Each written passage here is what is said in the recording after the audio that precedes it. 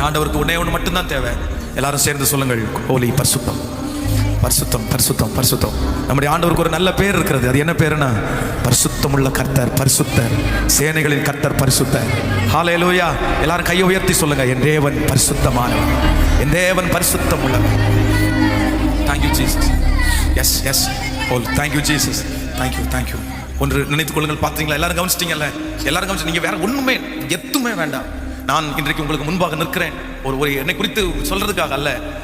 எதுவுமே இல்லை, எந்த பேக்ரவுண்டும் இல்லாமல் தான் வந்தேன் நான். யாருமே இல்லை. ஃபர்ஸ்ட் கோயம்புத்தூர்ல வரும்போது பரோட்டாவை சாப்பிட்டு திருப்பி காசு கொடுக்க முடியாமல் அவமானப்பட்டு வெட்கப்பட்டு பாத்திரங்கள் இல்லையா அப்படின்னு கேட்கப்பட்டவன் தான் நான். ஆனால் எனக்கு எதுவுமே இல்லாமல் கர்த்தர் ஆசீர்வதிச்சதுக்கு ஒரே காரணம், என்னுடைய பரிசுத்த வாழ்க்கைக்காக மணலை அப்படியே அள்ளி போட்டு வெறும் தரையில போட்டு முழங்கால நின்று ஒன்று என்னை பரிசுத்தமாக வைங்க, இல்லைன்னா என்னை எடுத்துருங்க ஆண்டவர், எனக்கு கத்தியிருக்கிறேன் ஆண்டோடைய சமூகத்தில். என்னால் ஜெயிக்க முடியல, என்னால் பாவத்தை ஜெயிக்க முடியல. நான்